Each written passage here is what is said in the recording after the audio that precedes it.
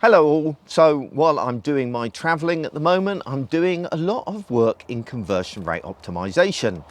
And one of the inevitable parts of doing that is that you end up having to work with other designers' design files in order to mock up new pages and suggest improvements. And whether they're produced in Figma, Sketch, Adobe XD, or God forbid, something like Photoshop, they all seem to share one thing in common. They seem designed to infuriate developers.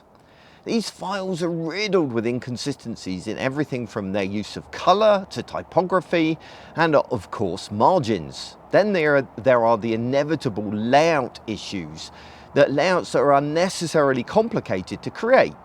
I wouldn't care so much if that didn't directly impact a project's profitability and delivery speed.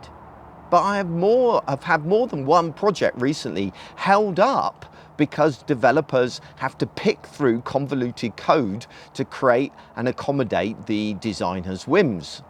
Developers have to spend hours either correcting all of the inconsistencies they receive, or worse still, coding them in, no matter the impact that has on things like performance or maintenance.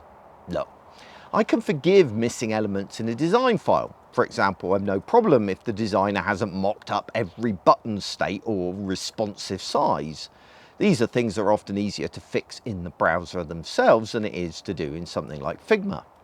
However, I can't abide design files that demonstrate an utter ignorance of how websites are actually built. I've said before that I believe designers should be able to code. Now, I'm not saying they should code, but they need to understand how a website is built. This knowledge is not just important from a theoretical point of view either. Knowing this stuff can mean that as you create your design files, you can actually help the developer rather than hinder them, if you understand how a website is actually constructed. For a start, we as designers need to ensure there's consistency in our use of things like color and typography. We've no excuse with modern design tools that have styles built in that we could use. Next, we need to think in terms of reusable components. Now, I'm not saying we have to create an entire design system for every project, but we should use the tools baked into our software to reuse components across pages, especially with things like headers and footers, to ensure they're consistent. Finally, and probably most importantly, designers should stop positioning elements by eye, but instead position elements in the same way as they'll be positioned when they actually get built.